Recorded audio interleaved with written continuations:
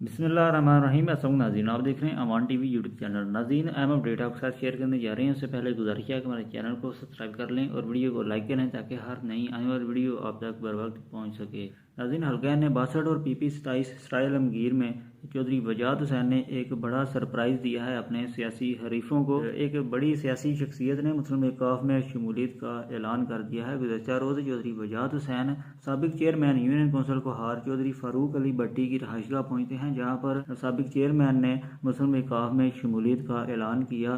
चौधरी वजाहत हुसैन से मुलाकात के बाद बाज़ाब्ता तौर पर उन्होंने मुस्लिम लीग काफ के पैनल की हमायत का ऐलान कर दिया है, मुस्लिम लीग काफ में शमूलियत इख्तियार की है और चौधरी वजाहत हुसैन और चौधरी मूसा लाई को एक बड़ी कामयाबी हासिल हुई है। और इसके बाद हल्का ने 62 में PP 27 में काफ लीग की पोजीशन मज़ीद जो है मजबूत हो चुकी है और अपने सियासी हरीफ जो है उन्हें टफ टाइम देने के लिए आइंदा इलेक्शन में काफ लीग मुकम्मल तौर पर तैयारी के साथ दिखाई दे रही है। मज़ीद अपडेट्स के लिए देखते रहें अवान TV।